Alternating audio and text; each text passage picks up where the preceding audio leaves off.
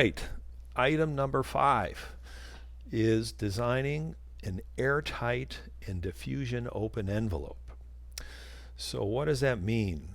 We are trying to make really like a ball jar. We don't want any air to get inside because when air can leak to the inside, it usually can bring moisture with it, and when moisture gets into walls, that's when bad things happen. So this image on the right is showing you a diagram of typical weak links in the building envelope, where we typically find air leakage. So where our dryer ductwork leaves the basement wall, where we have basement windows, where appliance flues leave the envelope, where floors meet the walls, where we might have recessed lights in a second floor ceiling. Coldness and draftiness from the attic can easily squeeze in.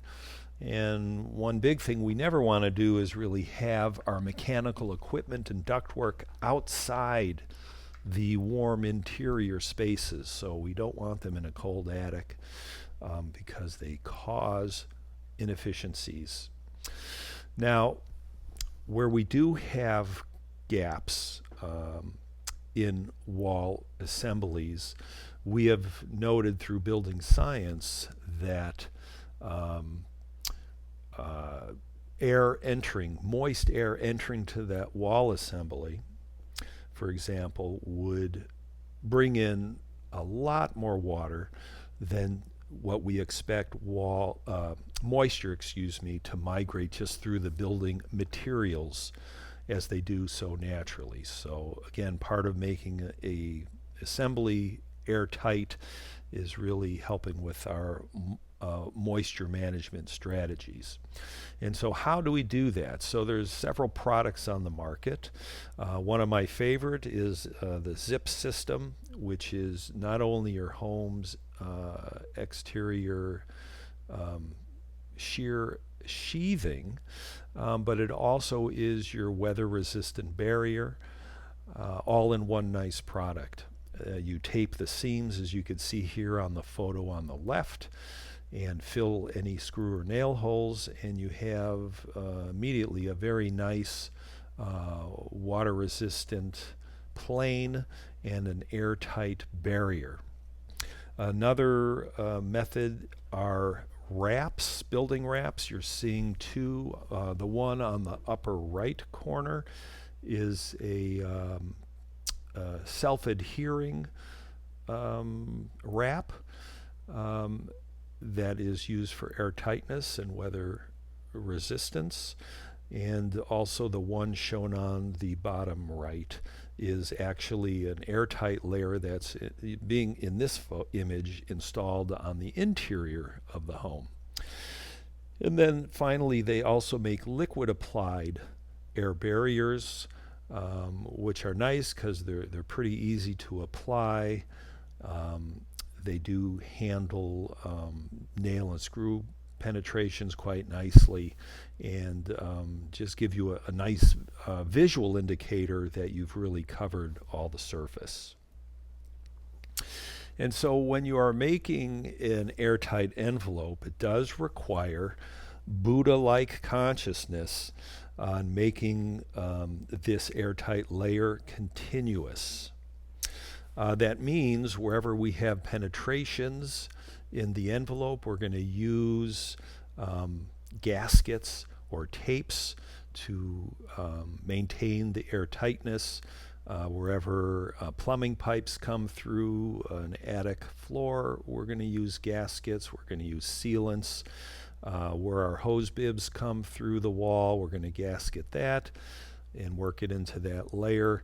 Even electrical outlets, they do make air gasket boxes that get installed to help maintain that air tightness.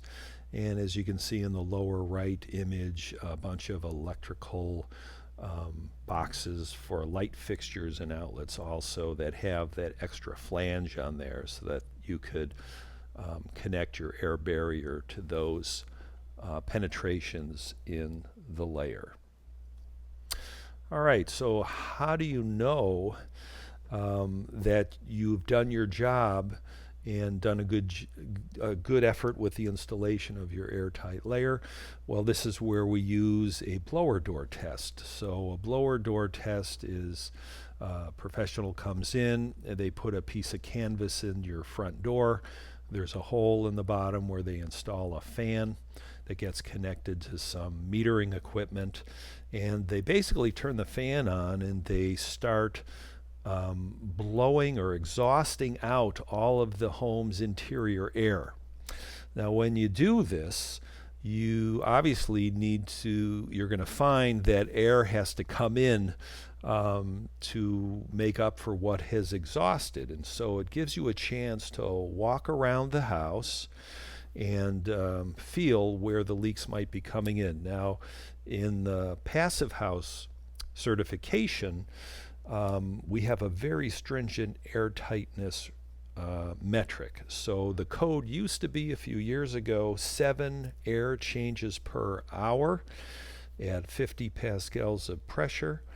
And today's codes have dropped down now to 3 entire air changes per hour. In passive houses, actually so low it's down to less than 1. It's 0.6 air changes per hour at 50 pascals to pass.